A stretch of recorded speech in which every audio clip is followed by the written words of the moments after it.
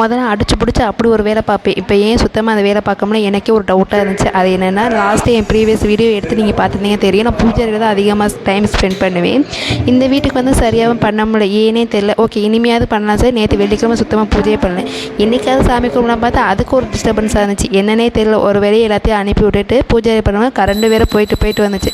கடைசியாக தீவாரம் தொட்டு கிடக்கும்போது கரண்ட் வந்துச்சு. ஓகே, பாசிட்டிவ் வைப்பாக எடுத்துக்கிட்டு பாப்பா வந்து நைட் டின்னருக்கு வந்து பாஸ்தா கேட்டிருந்தான். சிம்பிளாக வந்து சூப்பராக பண்ணலாம். எப்படின்னா, பாஸ்தா எப்பயும் போல் சுடுதண்ணில் வந்து கொஞ்சம் உப்பு எண்ணெய் சேர்த்து பாயில் விட் பண்ணி எடுத்துக்கோங்க.